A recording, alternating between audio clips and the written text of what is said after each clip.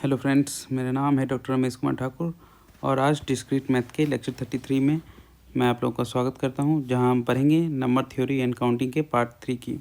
इसमें हम देखेंगे कॉन्ग्रुएंसेस क्या होते हैं, finding multiplicative inverse by inspection, then finding multiplicative inverse by Euclidean method, then solving a linear congruence and last में चाइनीज़ रिमाइंडर थ्योरम के बारे में देखेंगे। तो चलिए शुरू करते हैं। सबसे पहले देखते हैं कॉन्ग्रुएंसेस क्या होते हैं। तो कॉन्ग्रुएंस जो है वो उसमें सबसे बेसिक हम लीनियर कॉन्ग्रुएंस की बात करेंगे। ये एक तरह का लीनियर इक्वेशन है, ठीक है, जो AX कॉन्ग्रुएंसेस B mod M इस तरीके से लिखा जाता है, ठीक है। तो जैसे नॉर्मल इक्वेशन लिखा जाता है ना, AX is equal to B plus C या ऐसे ही कुछ, x is equal to B, इस तरह से चीज़ें लिखी जाती हैं। कॉन्ग्रुएंस में ये ट्रिपल इक्वल टू होता है एंड B के साथ मॉड एक जुड़ जाता है और एक M आ जाता है, तो x is equal to B mod M, इस तरीके से कॉन्ग्रुएंस लिखा जाता है, ठीक है। मतलब similar to linear equation but एक मॉडुलर अरिथमेटिक जो है वो इंक्लूड हो जाता है। अब इसका गोल क्या होता है? इसका गोल होता है कि वो सारे इंटीजर फाइंड करना है जो इस कॉन्ग्रुएंस रिलेशन को सेटिस्फाई करे, ठीक है। Cryptography, error detection, scheduling, synchronization, ये सब में इसका बहुत ही यूज़ है। सो बेसिकली जब भी कोई इक्वेशन हमें इस फॉर्म में दिखेगी AX is equal to B mod M, तो हम कहेंगे कि ये कॉन्ग्रुएंस इक्वेशन है, ठीक है। तो अब एक इन्वर्स का यहाँ पे बहुत यूज़ होता है। सो रोल ऑफ इन्वर्स क्या है कॉन्ग्रुएंस सॉल्व करने में, ये देखिए। अगर हमें AX is equal to B mod M में x फाइंड करना है तो कैसे होगा? अगर हम दोनों साइड A इन्वर्स से मल्टीप्लाई कर दें तो A इन्वर्स mod M क्या हो जाएगा? ये A इन्वर्स A के साथ कट जाएगा, इधर हो जाएगा x, तो x मिल जाएगा हमें, इधर हो जाएगा B into A inverse mod M। तो यही चीज़ यहाँ कही गई है कि A इन्वर्स mod M, ये चीज़ अगर हमें मिल जाए तो हम आसानी से B के साथ मल्टीप्लाई करके x की वैल्यू पता कर लेंगे। तो यहाँ पे इन्वर्स का बहुत बड़ा रोल है कॉन्ग्रुएंस सॉल्व करने में, तो वही ये चीज़ यहाँ पे बताई गई है, ठीक है। तो इन्वर्स बेसिकली होता क्या है? तो ये इन्वर्स जो है, और ख़ास करके मल्टीप्लिकेटिव इन्वर्स की हम बात कर रहे हैं, तो मल्टीप्लिकेटिव इन्वर्स एक ऐसी चीज़ है जिसे अगर हम वो किसी नंबर के साथ मल्टीप्लाई कर दें तो उसका रिमाइंडर 1 आए मॉड M करने के बाद, ठीक है। क्योंकि हम यहाँ बात कर रहे हैं A इन्वर्स mod M की, तो जब नॉर्मल हम नंबर्स की बात कर रहे होते हैं तो क्या होता है, कोई नंबर है A, इसका इन्वर्स क्या होता है मल्टीप्लिकेटिव इन्वर्स 1/A, ठीक है, ठीक है। सो A inverse is 1/A multiplicative inverse की अगर हम बात करें तो।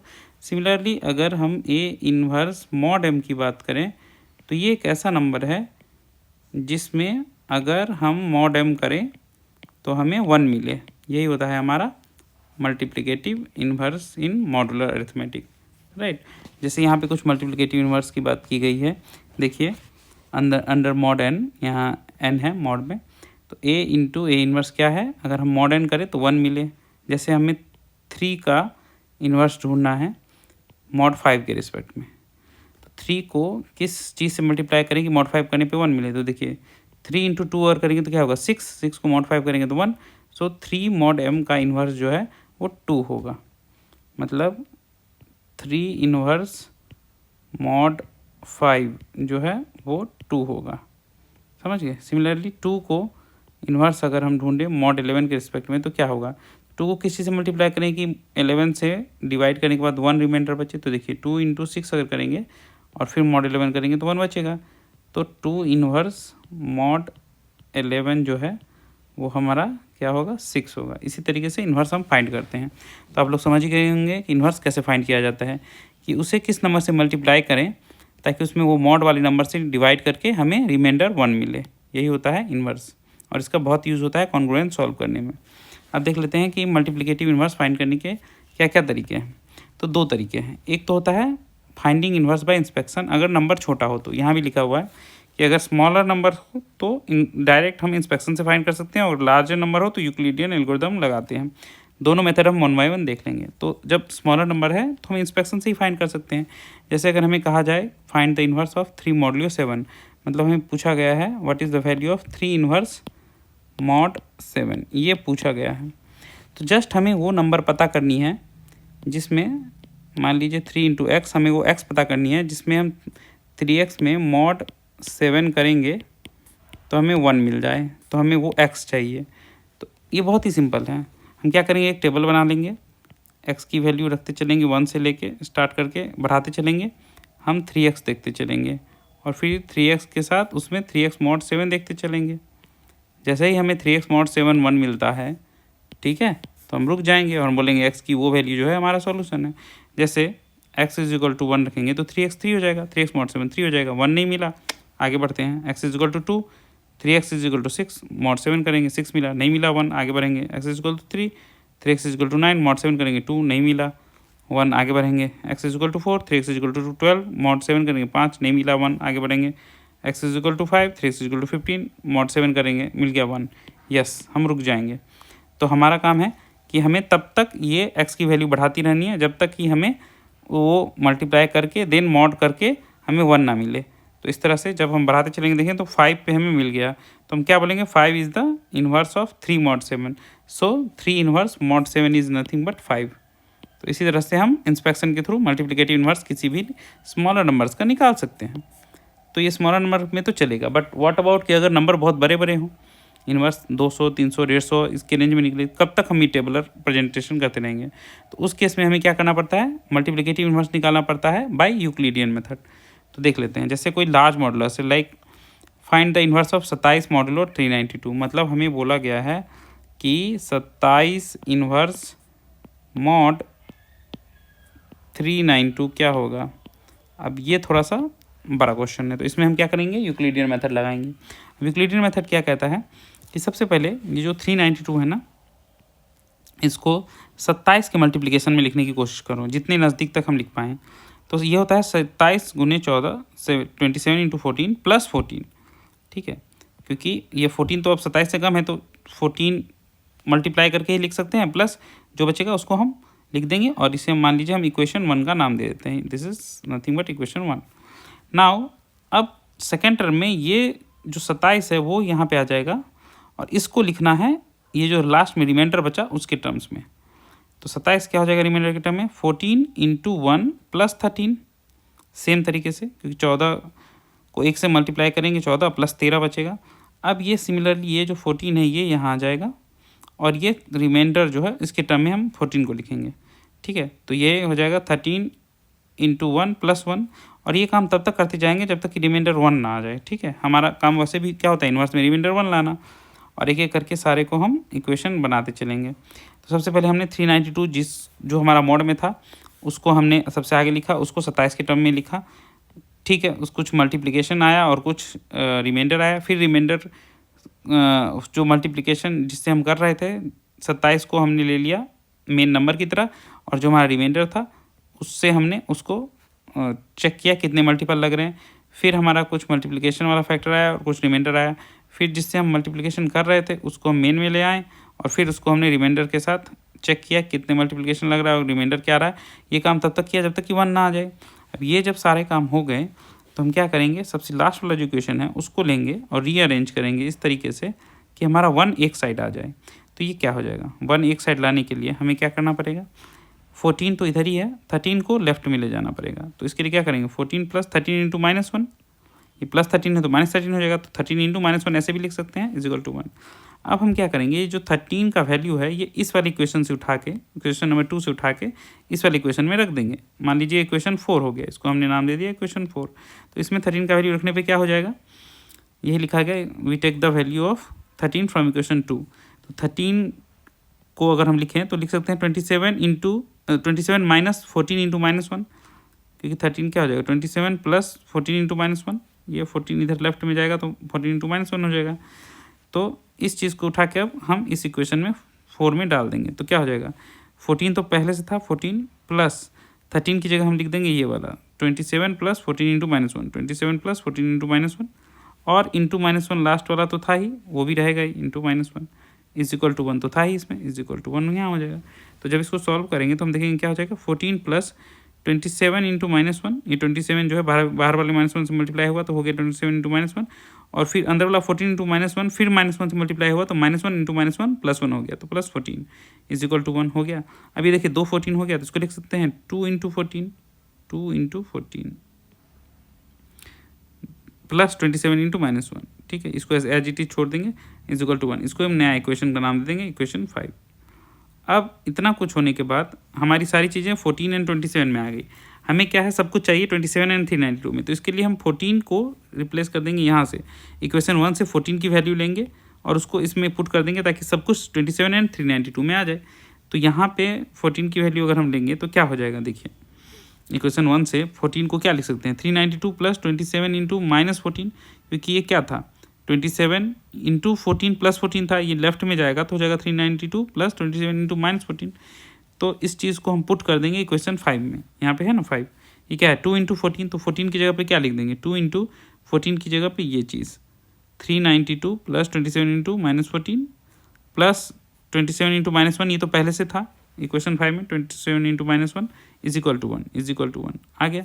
अब बस इसको सॉल्व करना है, 2 इंटू 392 प्लस 27 इंटू -28, ये 2 इंटू -14 -28 हो गया, वही है, plus 27 into -1 is equal to 1। अब देखिए 27 दो बार है तो -28 1 -29 हो जाएगा, तो ये हो जाएगा 2 into -392 plus 27 into -29 is equal to 1, ठीक है। तो यहाँ तक जब चीज़ें आ गई, अब माइनस के केस में क्या होता है, जो भी हमारा मॉड रहता है उसमें से ये जो है ये वाला टर्म, क्योंकि देखिए ये वाला टर्म तो 392 के मॉड में 0 हो जाएगा, इससे कोई फ़र्क नहीं पड़ता मल्टीप्लिकेशन में जितना भी हो, बट ये जो माइनस वाला टर्म है ये जो है इस मॉडुलर वाले टर्म में से माइनस हो जाता है, ठीक है।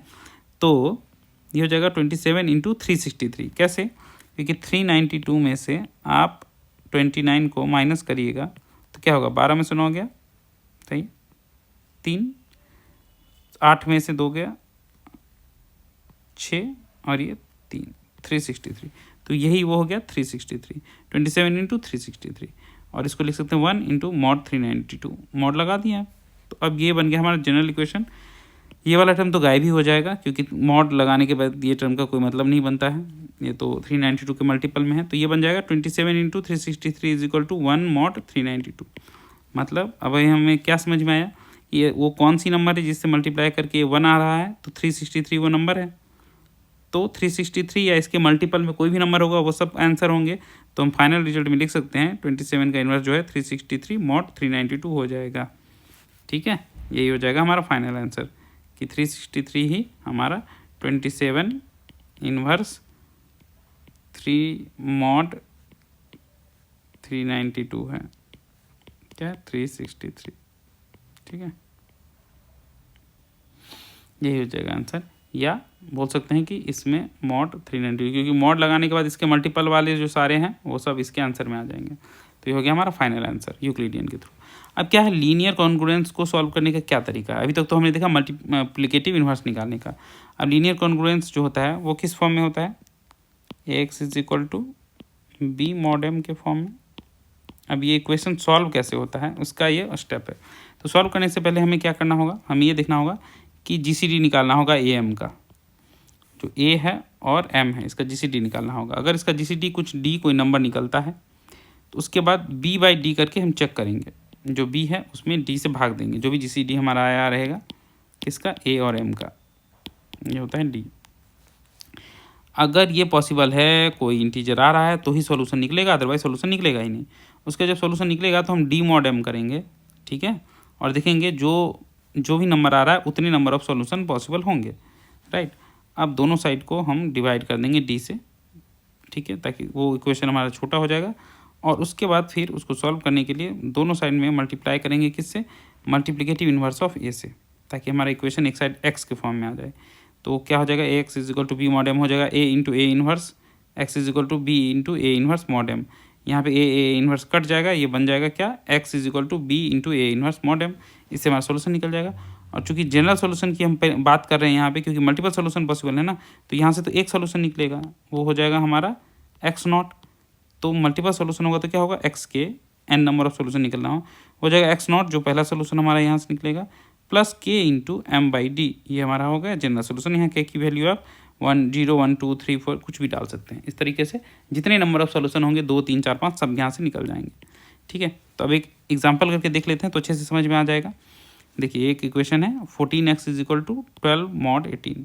तो सबसे पहले हम इसे ax is equal to b mod m, यहाँ इक्वल टू में ट्रिपल इक्वल टू होता है, b mod m के फॉर्म में लिख लेंगे ताकि a b और m पता चले। तो a हमारा क्या है 14, क्योंकि ax मतलब 14x, b क्या है आगे में जो रहता है मतलब 12, और mod m है, m क्या है 18। तो ये हो गया दिस। अब हम सबसे पहले देखेंगे कि GCD क्या है am का। तो 14 और 18, a है हमारा 14 और m है 18, तो जो GCD है 2। तो GCD के बेसिस पे हम फिर चेक करेंगे सॉल्यूशन है कि नहीं। सॉल्यूशन तब होता है जब b/d एग्जिस्ट करे कोई नंबर में। तो b क्या था 12, तो 12/d क्या है 2 अभी जस्ट निकालें। तो 12/2 क्या 6 एक इंटीजर है, तो मतलब कोई सॉल्यूशन एग्जिस्ट करेगा। अगर कोई इंटीजर आएगा तो सॉल्यूशन एग्जिस्ट होगा। तो कितने नंबर ऑफ सॉल्यूशन एग्जिस्ट करेंगे वो होता है d mod m, मतलब 2 है हमारा d और mod m है हमारा 18। तो 2 mod m क्या होता है 2, तो मतलब 2 सॉल्यूशन एग्जिस्ट करेंगे। अब इसको सॉल्यूशन को इक्वेशन को थोड़ा छोटा बनाना होगा, क्योंकि हमारा कुछ GCD निकल रहा है 2, तो दोनों साइड डिवाइड करेंगे d से। तो 14x is equal to 12 mod 18 क्या बन जाएगा, 2 से डिवाइड करिए तो ये हो जाएगा 14/2x is equal to 12 mod 18/2। तो सब में 2 से डिवाइड करते हो जाएगा 7x, और राइट में हो जाएगा 6 mod 9, यहाँ भी 2 से डिवाइड, यहाँ भी 2 से डिवाइड, यहाँ भी 2 से डिवाइड, तो ये हो जाएगा 7x is equal to 6 mod 9। अभी ये छोटा हो गया, अभी ये सॉल्व होगा। अभी सॉल्व कैसे होगा, जैसे हमने बोला कि 7 इंटू, यहाँ पे भी 7 इन्वर्स कर दीजिए, x is equal to 6 into 7 inverse mod 9। तो इससे क्या हो जाएगा, इधर कट जाएगा 7 इधर जाएगा, x is equal to 6 into 7 inverse mod 9। इतने आसानी से हो जाएगा। वही किया गया multiply by multiplicative inverse of 7, तो क्या हो जाएगा 7x is equal to 6 mod 9। दोनों तरफ मल्टीप्लाई कर दिए, इस तरफ बच गया 6, इस तरफ 6 इंटू 7 इन्वर्स mod 9, जो हमने आपको यहाँ पे बताया 6 इंटू 7 इन्वर्स mod 9। अब क्या हो जाएगा 7 इन्वर्स mod 9 कंप्यूट करना है। तो ये तो छोटे नंबर से डायरेक्ट भी कंप्यूट हो जाएगा। ये होता है 4। अब कैसे होता है करके भी बता देंगे। 7 इन्वर्स mod 9 का मतलब होता है कि 7 को किस नंबर से मल्टीप्लाई करें ताकि उसका mod 9 करने पे 1 आए। तो देखिए अगर x इज इक्वल टू 1 रहा तो एक टेबल बना के ही कर देते हैं। x जो है 1 रहा तो 7x क्या होगा और 7x mod 9 क्या होगा। 7x हो जाएगा 7 और 7x mod 9 हो जाएगा 7। नहीं हुआ, बात बना, 2 हुआ, 7x हो जाएगा 14, 7x mod 9 हो जाएगा 5। नहीं हुआ, 3 हुआ, 7x हो जाएगा 21, 7x mod 9 3, बात नहीं बना। ये 4 हुआ तो हो जाएगा 28, 7x mod 9 9 27, 1 मिल गया, आंसर हो गया। जैसे 1 मिला मतलब x इज इक्वल टू 4 पे ये 1 मिल गया, मतलब हमारा ये जो इन्वर्स है ये क्या हो गया 4। तो यही है यहाँ पे 7 inverse is equal to 4 direct निकाला गया। छोटा नंबर है तो ये टेबल से भी निकल जाएगा। ये टेबल बनाना आना चाहिए आपको इंस्पेक्शन के केस में अगर छोटा नंबर है, और अक्सर एग्जाम में छोटे नंबर ही रहते हैं। नाउ अब हमें बस इस वैल्यू को पुट कर देना है इस इक्वेशन में। पुट करने से क्या होगा, x इज इक्वल टू क्या मिलेगा 6 इंटू 4, तो मतलब 6 into 4 mod 9 that is 24 mod 9 that is 6, 9 दूना 18, 6 24 6। तो x नॉट यहाँ से जो वैल्यू निकला वो हो जाएगा 6। ठीक है, तो 6 हो गया हमारा इनिशियल सोल्यूशन x नॉट। अब चूंकि यहाँ पे 2 सॉल्यूशन निकलेगा, हमने देखा था कितने सॉल्यूशन निकलते हैं, d mod 9 d mod m solution निकलते हैं, और d mod m क्या था 2 mod 18। तो हमारा 2 सॉल्यूशन था, तभी तो एक ही निकला है x नॉट। तो जनरल सोल्यूशन क्या होता है x k is equal to x naught plus k into m by d. तो हम वहाँ पे वैल्यू रख देंगे x k is equal to 6 plus x naught क्या है 6, के इंटू एम बाई डी क्या है, एम है हमारा 18, डी है 2, तो 18/2 9 हो गया, तो के इंटू 9। तो के इज इक्वल टू 1 रख देते हैं सेकंड सॉल्यूशन के लिए, 0 रखेंगे तो एक्स नॉट मिलेगा, एक्स नॉट तो है ऑलरेडी 6। तो x1 क्या हो जाएगा, x1 is equal to 6 plus के मतलब 1 इंटू 9 मतलब 6 प्लस 9 दैट इज़ 15। तो हमारा x1 निकलेगा 15। यही 2 सॉल्यूशन निकलने हैं। तो एक सॉल्यूशन था हमारा 6, एक था 15, तो ये हो गया हमारा solution x is equal to 6 and 15। तो इस तरह से हम 2 सॉल्यूशन निकाल पाएँ कॉन्ग्रुएंस रिलेशन के, जो कौन सा था 14x is equal to 12 mod 18। तो इसके 2 सॉल्यूशन निकलेंगे, x is equal to 6, x is equal to 15, and these are the final solution of this congruence linear congruence. ठीक है, आई होप आप लोग को ये चीज़ समझ में आया होगा। अब एक इसमें फाइनल इंपॉर्टेंट है चाइनीज़ रिमाइंडर थ्योरम, जो अक्सर पूछ लिया जाता है। तो ये क्या होता है, अगर मल्टीपल सिमल्टेनियस लीनियर कॉन्ग्रुएंस हैं जिसमें पेयर वाइज रिलेटिवली प्राइम मॉड्यूले हैं, तो उसमें हम कैसे सॉल्व करेंगे। जैसे अगर M1 M2 M3 ये सब pair wise relatively prime modular हैं। प्राइम मतलब ये सब आपस में, इसका कोई GCD नहीं निकलेगा, GCD जो है सबका 1 होगा, ठीक है, कोई नंबर ऐसा नहीं निकलेगा 12 2 4 5 6 ऐसा नहीं होगा। तो इस तरह से अगर है x is equal to A1 mod M1, x is equal to A2 mod M2, x is equal to dot dot x is equal to AN mod MN, तो इसको अगर एक साथ सॉल्व करना हो तो हमें सॉल्व करने के लिए क्या मेथड यूज़ करना पड़ता है, चाइनीज़ रिमाइंडर थ्योरम, ठीक है। तो ये क्या होता है, देखिए इसमें एक तरीका होता है, सबसे पहले कॉमन मॉडुलस m फाइंड करना होता है, वो होता है m is M1 M1 into M2 into M3 into dot dot Mn, जितने भी ये है ना पेयर वाइज प्राइम मॉड्यूली, इस सबको मल्टीप्लाई कर देंगे, small M1 into small M2 into small M3 Mn, जितने भी है सबको मल्टीप्लाई कर देंगे। उसके बाद capital M1 capital M2 capital M3 capital Mn तक निकालना पड़ता है। वो क्या होता है, वो होता है जो हम अभी कैपिटल M निकाले हैं ना, डिवाइडेड बाय स्मॉल M1, फिर M2 is equal to capital M by small M2, इस तरह से हम ये कैपिटल M1 M2 निकालते हैं। उसके बाद सबका कैपिटल वाले का इन्वर्स निकालना पड़ता है कि M1 इन्वर्स M2 इन्वर्स, इसी तरह कैपिटल Mn इन्वर्स। अभी हम जस्ट इन्वर्स निकालना सीख लिए हैं तो उससे इन्वर्स निकालेंगे। तो उसके बाद जब ये सारा निकल जाएगा तो फाइनल जो हमारा सॉल्यूशन होता है वो होता है x is equal to small A1, ये जो आगे में है A1 A2 A3 AN, capital M1 into capital M1 inverse plus small A2 capital M2 into capital M2 inverse plus इसी तरह dot dot AN capital Mn into capital Mn inverse और last में mod M जो capital M है वो। तो इस तरीके से अगर कर देंगे ना तो हमें फाइनल सॉल्यूशन x मिल जाएगा। चलिए एक एग्जांपल कर लेते हैं तो अच्छे से समझ में आएगा। मान लीजिए ये हमारा सेट ऑफ कॉन्ग्रुएंस रिलेशंस है कि 4 मॉड 11 5 मॉड 7 6 मॉड 13। देखिए रिलेटिवली प्राइम मॉड्यूलर हैं ये सब, कैसे हैं, क्योंकि देखिए 11 7 और 13, इसका अगर हम GCD निकालते भी हैं तो क्या निकलेगा, 1 निकलेगा, ठीक है। तो सब रिलेटिवली प्राइम है, कोई बीच में 2 3 4 5 कुछ GCD नहीं निकल रहा है, तो इसका हम चाइनीज़ रिमाइंडर थ्योरम लगा सकते हैं। अब इसमें A1 A2 A3 M1 M2 M3 क्या है, तो यह है A1 mod M1 A2 mod M2 A3 mod M3। तो A1 हो गया हमारा यहाँ पे 4, A2 हो गया हमारा 5, A3 हो गया हमारा 6, M1 हो गया हमारा 11, M2 हो गया हमारा 7 और M3 हो गया 13, M3 हो गया 13। ये चीज़ें पता करना भी ज़रूरी होती है कि कैसे कैसे हम इक्वेशन में से ये चीज़ें पता करते हैं। तो आई होप आप लोगों को समझ में आया हो गया A1 A2 A3 M1 M2 M3 कैसे निकालते हैं। अब हमने जब निकाल लिया, यही चीज़ यहाँ लिखी हुई है, तो सबसे पहले हमें कैपिटल M निकालना होगा। ये क्या था, small M1 into small M2 into small M3, जितने भी स्मॉल M है सबको मल्टीप्लिकेशन तो कर दीजिए, 11 गुने 7 गुने 13, तो ये हो गया 1001, ठीक है। अब ये निकल गया। उसके बाद हमें कैपिटल MI निकालना है, जैसे capital M1 capital M2 capital M3, ये क्या है, जो हमारा निकला है अभी कैपिटल M उसको डिवीजन करेंगे स्मॉल M1 से तो निकलेगा ये 91। Similarly capital M by small M2 हो जाएगा 143, हो जाएगा capital M by small M3 हो जाएगा 77। तो हमें कैपिटल M1 M2 M3 निकल गए। अब जब ये निकल गए तो सबका इन्वर्स भी निकालना होगा कि M1 capital M1 inverse capital M2 inverse capital M3 inverse, ये सब निकालना आता है हमें।